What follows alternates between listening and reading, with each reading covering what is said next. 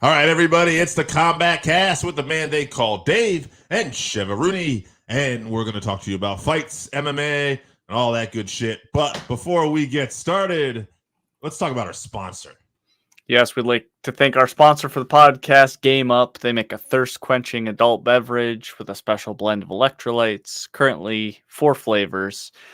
Fruit punch, orange, lemon, lime, and grape. You can pick those up in a variety 8-pack. That's right. It's a low-carb drink with only 110 calories per can. So enjoy our schedule. What do we got coming up? Yep, some changes to the schedule, which you're going to go over. But June 29th, UFC 303 is now Pereira versus Prohaska 2. Conor is out, which we'll talk about. Mm-hmm. And then July 6th, we'll probably do a review of said UFC 303 card because there are no fights that week. But, it's a pretty good fight card, so we'll have enough to talk about. And then July 13th, UFC Fight Night, Namajunas versus Barber from Denver. I'm excited for that one. Yeah, it's a good matchup. Yeah. But before we get started, let's get started. This guy right here, Conor McGregor. We talked about this last week. We were wondering what was going to go on with the fight with him and Chandler. Seemed pretty much in limbo. We did say, to Conor's credit, in the past, at least whenever he had been booked for the fight, once it was announced, he had always come through. Not the case this time. Appears to be an injury, but there's a lot of skepticism and a lot of people wondering what's going to happen if we'll see this fight.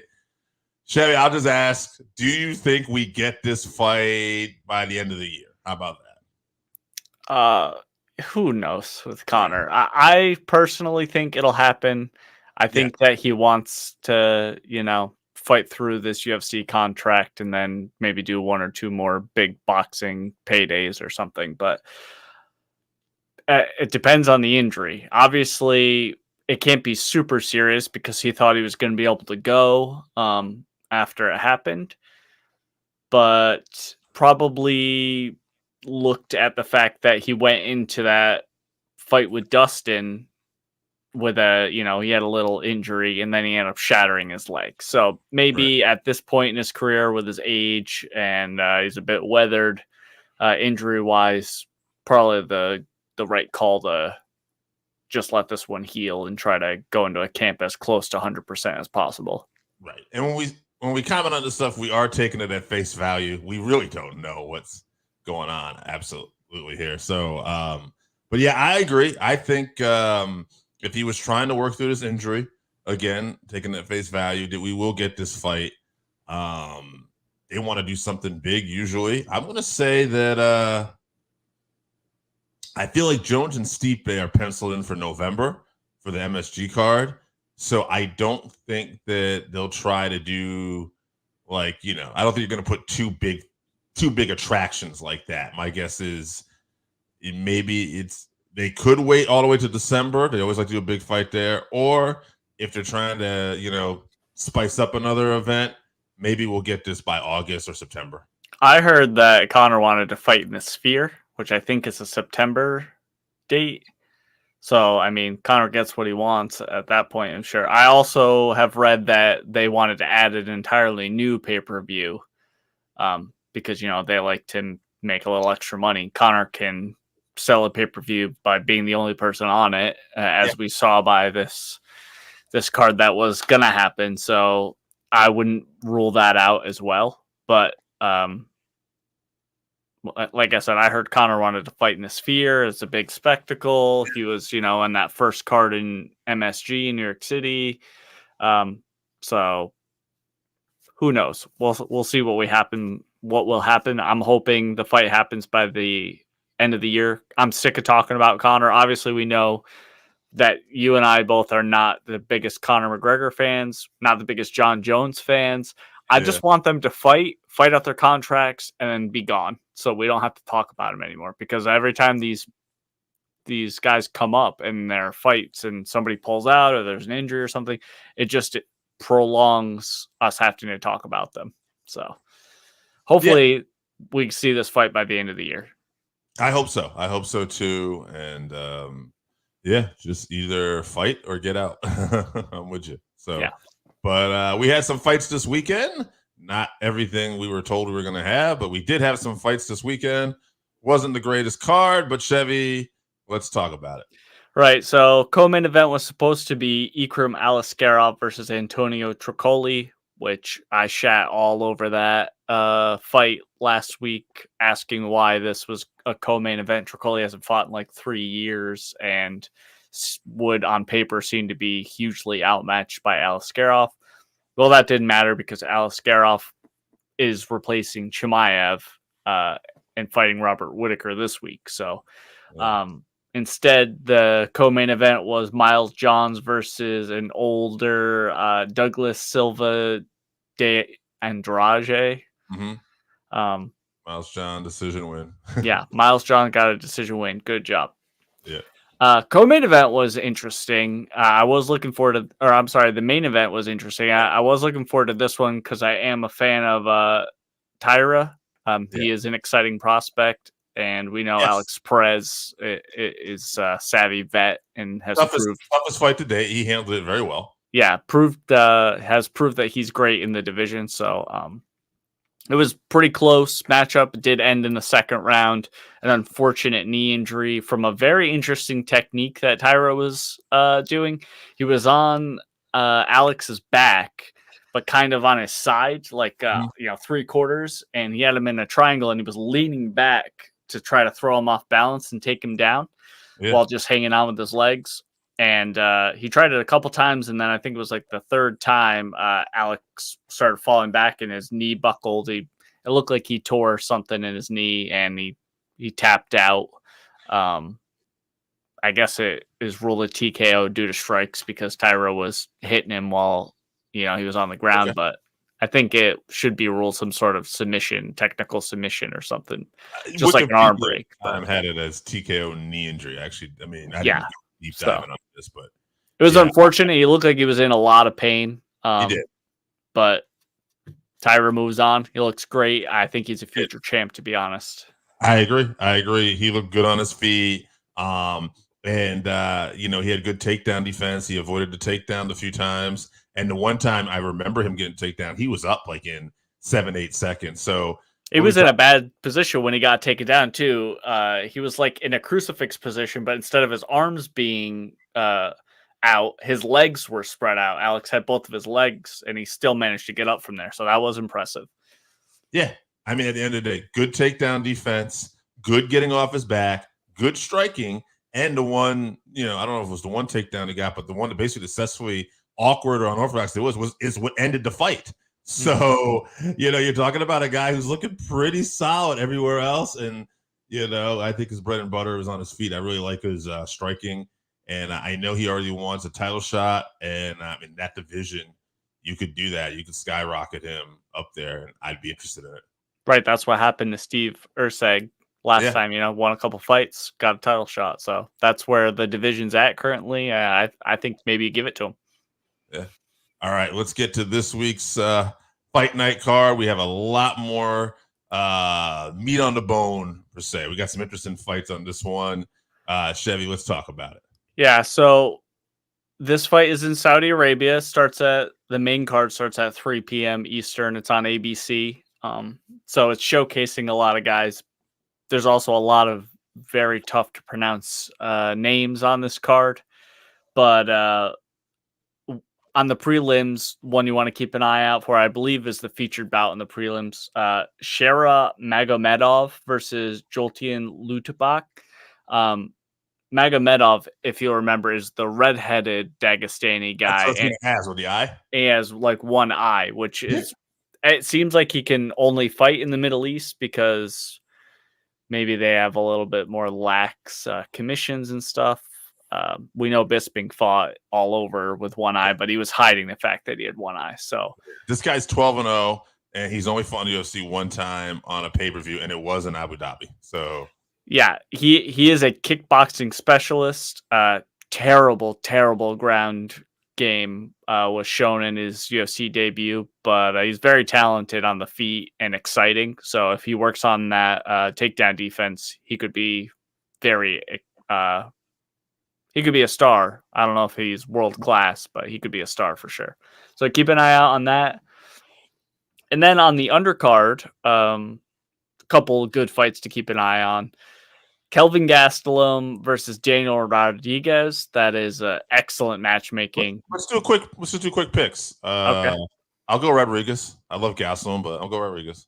I think Gastelum, he's back closer to where he was before that like Izzy fight really kind of took a bit of his soul. So I'm a big fan of Daniel Rodriguez, but I'm gonna pick Gastelum. I'll say decision though. Okay. Close fight. And Oezdemir? Is it Volkan Oezdemir? Yeah, Johnny Walker versus Volkan Oezdemir. That's leading off the main card, I believe. Okay. Who you got? I'm gonna pick Johnny Walker. I think this is just whoever lands a shot first. Yeah.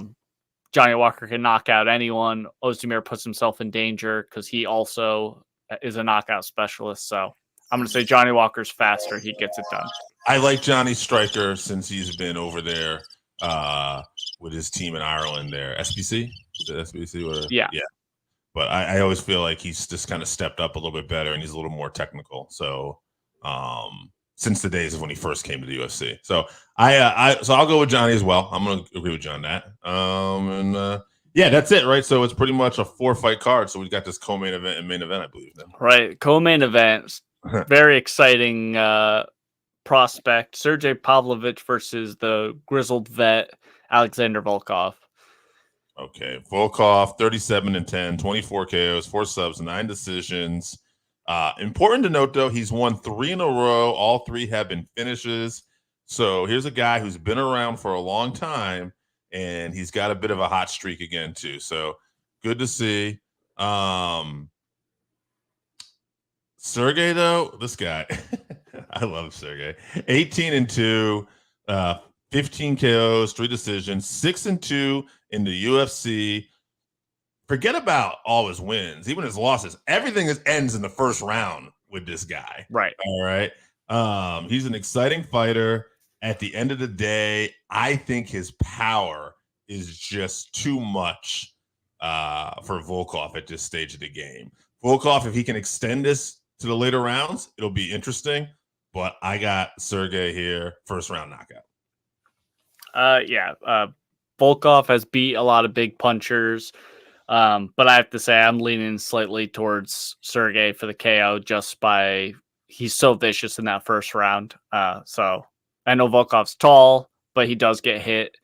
So I think Sergei just goes out there, rushes him. Now, if he doesn't knock him out in the first round, I could see Volkov, by accumulation landing a few shots, and he does hit hard as well, as does everyone at heavyweight. So he could do the same thing that Tom Aspinall did, land that heavy shot and knock him out. But I'm going to pick Pavlovich by first round KO.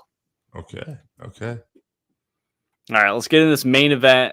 Robert Whittaker stepping up against Ikram Aliskerov. Okay. And before I get started, I'm going to acknowledge these comments here. Aliskerov has got some fans in here on Twitter here with Mo. We got KO's Whittaker, and then Mo we got on YouTube, I guess. So, but basically, he said he'll kill Whittaker wherever he wants. And this is the one I thought was extremely chinny and hasn't got a finish in a year. Yes, Alva has a double weight cut, but it's written in the stars for this kid. Now,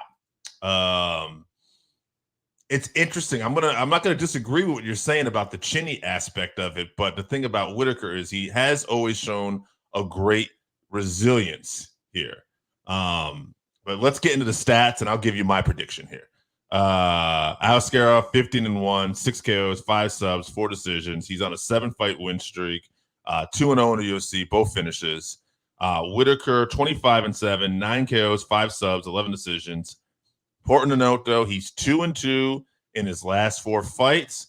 Those losses are to current champ DDP and former champ Israel Adesanya. So best of the best are the ones who are beating him. Excuse me. I like Whittaker a lot. I was very impressed with Aliskerov's fight with Jared Cannonier. To be able to do that with Kenny, even though I thought that, the decision was premature, I thought they called it a little early. I hadn't seen anyone put Jared Cannonier in that kind of danger.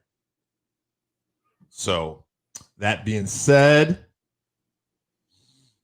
I'm going to pick Aliskerov round 3.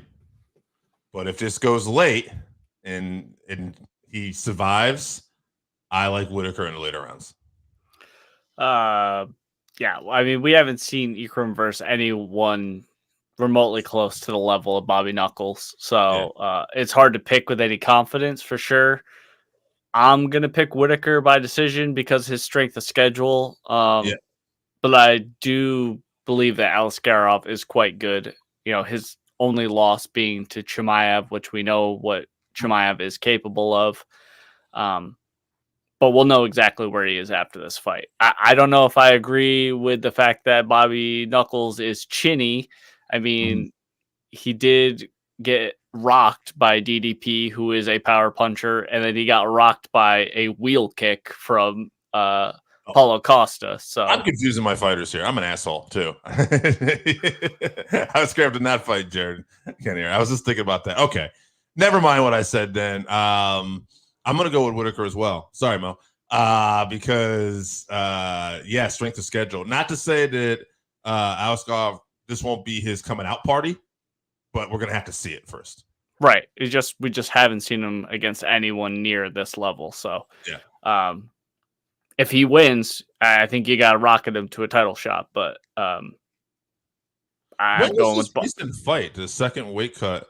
No, he was supposed to be scheduled to fight on Saturday last week, so he had to do a weight cut for that and then got pulled early. So that's what's throwing me off here, and then has to fly all the way to the Middle East. So well, that'll be interesting. What a fucking chance. I mean, if you can do this and put him out, I mean, hey, I think it's a good fight. I'm very interested. Great opportunity for him. We'll see what happens. If he is going to win, it will be by KO though. So all right, let's tell people we got coming up. All right, June 29th, UFC 303 Pereira versus Prochazka 2. And then we'll be reviewing that card on July 6th. And then July 13th, UFC Fight Night, Namajunas versus Barber. All right, good fights. All right, guys, thank you for tuning in. And as always, enjoy some Game Up.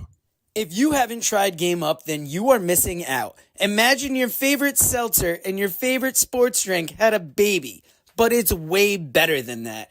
Each can is 110 calories, low carb, 4.9 ABV. It's a nice light drink that is not light on flavor.